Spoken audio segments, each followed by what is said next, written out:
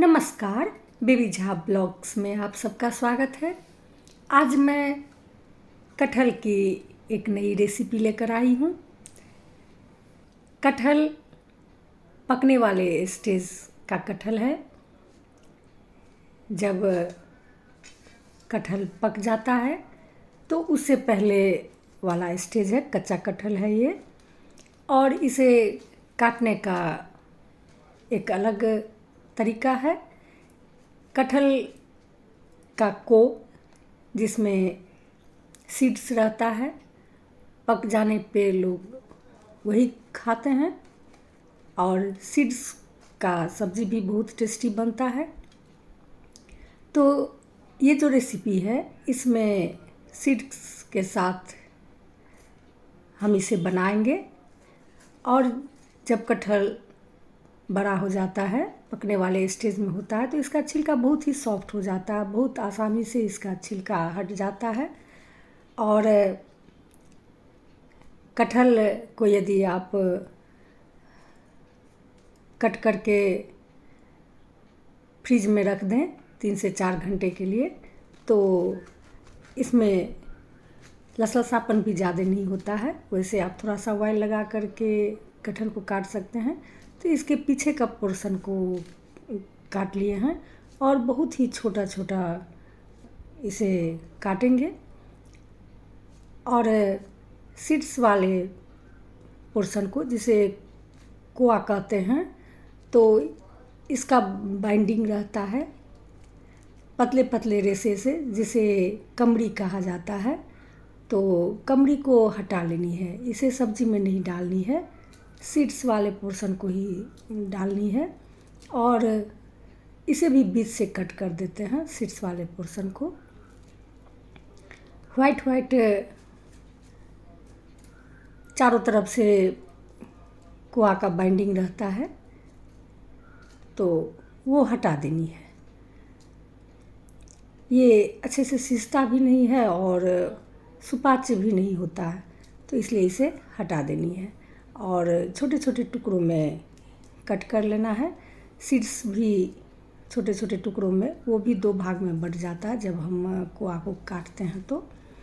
और सीड्स बहुत टेस्टी लगता है, ये हटा देनी है।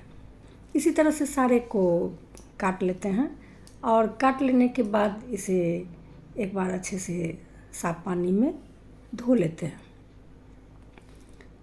ये हटा देनी है। और कुछ डिफरेंट तरह से इसे बना रहे हैं। कटहल की तो बहुत सारी रेसिपी बनती है और सब एक से एक टेस्टी होता है। इसे आप पूरा देखिएगा, पूरे वीडियो को देखिएगा।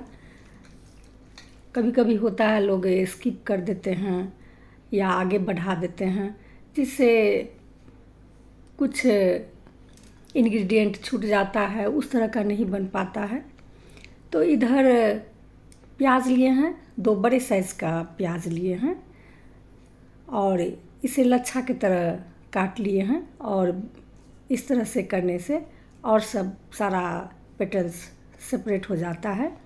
और लहसुन भी लिए हैं, 5 से 7 कली लहसुन का, उसे भी लंबा लंबा चीरा लगा कर कट कर लिए हैं। और अदरक को बारीक कट कर लिए हैं, उसे भी ग्रेट कर लिए हैं। और ये चना का दाल है। चना के दाल को अच्छी तरह से धोकर और इसे 5-6 घंटा पानी में भिगो कर छोड़ दिए थे। अब इसे पानी में से निकाल लेंगे। और इधर कुछ खड़ा गरम मसाला है। ये मसाला घर में ही तैयार कर रहे हैं, होममेड है, जिससे सब्ज़ी और बहुत टेस्टी बनता है। जिसमें धनिया है, गोटा वाला धनिया, और जीरा है, लाल मिर्च है, तेज़पत्ता है, कुछ खड़ा गरम मसाला है, जिसमें लौंग, मरी, काली मिर्च, इलायची, बड़ी इलायची और दालचीनी, ये सब डालकर रोस्ट कर लेते हैं। और ऊपर से कसूरी मेथी भी थोड़ा सा क्रश करके इसमें डाल दिए और इसे भी फ्राई कर रोस्ट कर लेते हैं। और जब ये सब ठंडा हो जाए तो इसे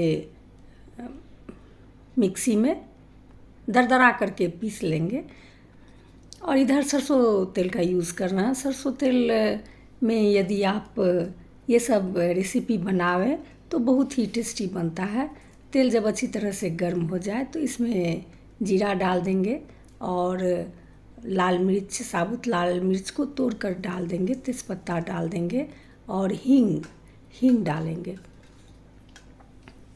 और जब ये सब अच्छी तरह से चटक जाए तो अदरक, बारीक कटी हुई अदरक है, और लहसुन लंबे लंबे पतले पतले शेप में कट किए हैं तो इसे भी डाल दे रहे हैं। और इसका कच्चापन जब चला जाए तो सारे प्याज को लच्छा के तरह प्याज को काटे हैं, प्याज को इसमें डाल देंगे। कटहल की सब्ज़ी है तो प्याज थोड़ा अधिक ही पड़ता है कटहल की सब्ज़ी में, और जो नहीं खाते हैं प्याज वो इसे स्किप भी कर सकते हैं।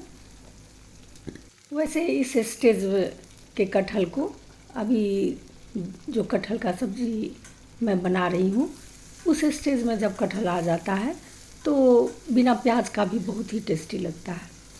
अब प्याज को सुनहला करके भून लेते हैं और थोड़ा समय देना पड़ेगा, थोड़ा समय लगता है भूनने में। तो फ्लेम को मीडियम टू हाई करके इसे सुनहला कर लेते हैं। और 2 टमाटर, मीडियम साइज़ का 2 टमाटर लिए हैं, उसे भी प्यूरी बना लिए हैं, टमाटर का प्यूरी। लहसुन और अदरक तो शुरू में ही डाल दिए थे। अब जब प्याज हल्का सुनहला हो जाएगा, ज़्यादा नहीं भुनी है, हल्का सुनहला हो जाए तो चना दाल को पानी में से निकाल करके इसमें डाल दिए हैं।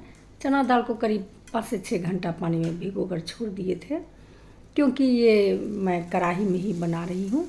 यदि आप प्रेशर कुकर में बनावें तो चना दाल को थोड़ा कम ही पानी में कम ही देर तक डालें, 3 घंटा 4 घंटा तक डाल कर छोड़ दें। और प्याज के साथ चना दाल को थोड़ा सा भून लेते हैं जिससे कि इसका कच्चापन चला जाए। और जब ये भुना जाए तो इसमें सारे कटहल को डाल देते हैं। कटहल को उबाले नहीं है, कटहल कच्चा ही है। और ये इस स्टेज का कटहल बहुत ही जल्दी सॉफ्ट हो जाता है, बहुत अच्छे से पक जाता है। इसे प्रेशर कुकर में देने की कोई ज़रूरत नहीं है। प्रेशर कुकर में देने से उतना अच्छा टेस्ट नहीं आता है, इसलिए यदि आप इसे बनावें तो कढ़ाई में ही बनावें। कढ़ाई में या तसला में, हांडी में, ये सब में आप बनावें तो बहुत ही टेस्टी बनता है। तो इसे ऊपर नीचे करके चला लेते हैं। अभी लग रहा है जैसे बहुत अधिक है, लेकिन ये कुछ देर में सॉफ्ट हो जाता है तो इसकी क्वांटिटी कम हो जाती है, पानी रिलीज़ करता है। तो टेस्ट के अकॉर्डिंग इसमें नमक डाल देते हैं और नमक डाल करके ऊपर नीचे करके इसे चला लेते हैं।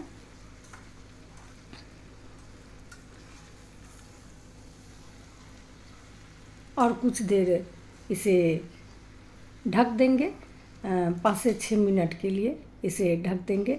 ढक देने से पानी रिलीज़ होता है और फ्लेम को लो कर देंगे और इसकी क्वांटिटी भी कम हो जाएगी और ये सिज भी जाता है। 2 बार 3 बार इसे ढकेंगे और इसी में ये अच्छे से सिज जाता है और इस सब्ज़ी को बनाने में ज़्यादा समय भी नहीं लगता है।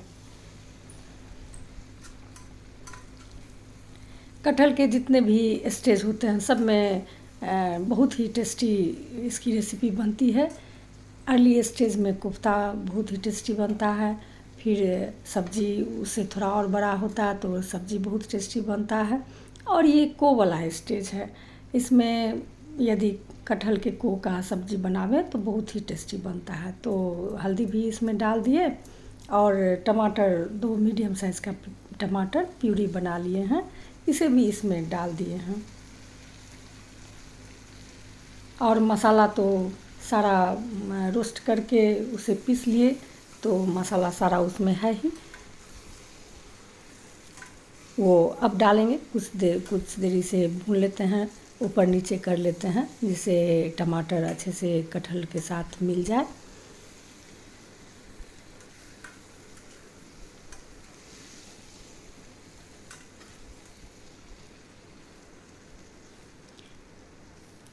अब इसमें मसाला जो कूटे थे उसे इसमें डाल दे रहे हैं और सारा मसाला इसमें है, लाल मिर्च भी है, तो मसाला देने की हमें ज़रूरत नहीं है, लाल मिर्च पाउडर देने की ज़रूरत नहीं है। यदि आप ज़्यादा स्पाइसी पसंद करते हैं तो आप इसमें डाल सकते हैं लाल मिर्च पाउडर,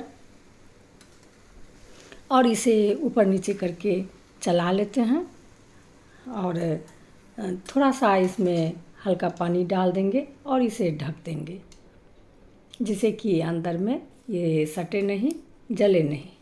और फिर 5-7 मिनट के बाद इसे हटाकर फिर चला देंगे। और होममेड मसाला है, सारा मसाला घर में ही तैयार किया गया है, तो आप देख सकते हैं इसका कलर कितना निखर कर आया है। बिना कश्मीरी लाल मिर्च का ही ये लाजवाब दिख रहा है।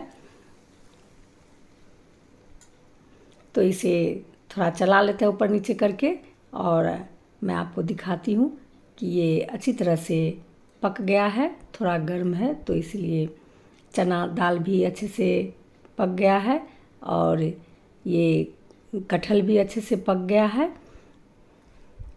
पूरी तरह से ये पक गया है। तो इसे थोड़ा सा भून लेते हैं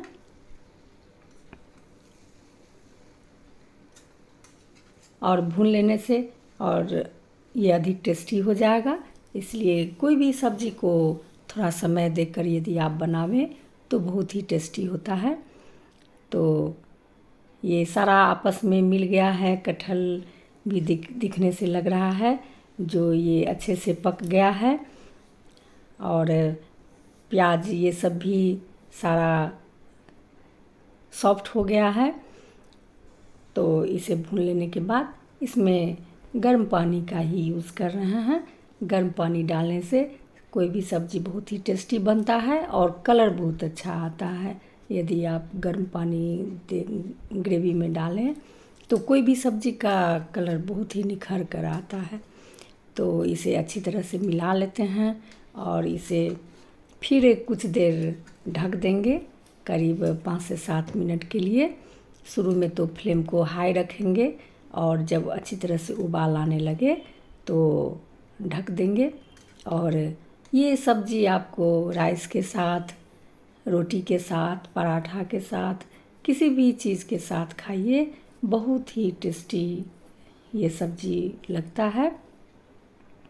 और इसे फ्लेम को हाई कर दिए हैं, हाई करके कुछ देर छोड़ देंगे और उसके बाद फ्लेम को लो कर देंगे और 5 से 7 मिनट तक इसे लो फ्लेम पर ही पकाएंगे, जिससे कि ये अच्छी तरह से सारा एक दूसरे में रच बस जाए।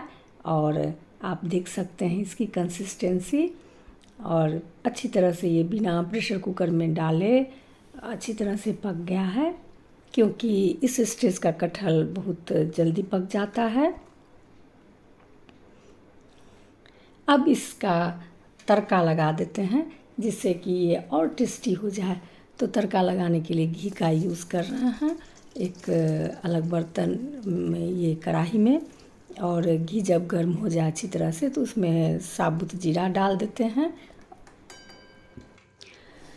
और 2 से 3 हरी मिर्च को चीरा लगा दिए हैं, क्योंकि इसमें 2 लाल मिर्च डाले थे रोस्ट करके और लाल मिर्च का पाउडर नहीं डाले थे। तो हरी मिर्च 2 चीरा लगा दिए हैं और घी में डाल दिए।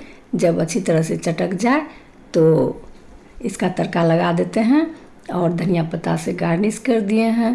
तो आप देख सकते हैं इसकी कंसिस्टेंसी दिखने से ही लग रही है जो ये सब्ज़ी तो लाजवाब बनी होगी। तो यदि आप लोग इस तरह से यदि नहीं बनाए हैं तो एक बार अवश्य बना कर देखिएगा, ये बहुत ही टेस्टी बनता है और आपको बार बार इस तरह से बनाने का मन करेगा। और जब कटहल इस स्टेज में आ जाता है तो ज़्यादा हाथ में लसलसापन लगता भी नहीं है। तो आप लोग प्लीज़ लाइक कीजिएगा, सब्सक्राइब कीजिएगा और हमें सपोर्ट कीजिएगा। जिससे हम ऐसे ही नए नए रेसिपी के साथ आते रहेंगे। तब तक के लिए धन्यवाद।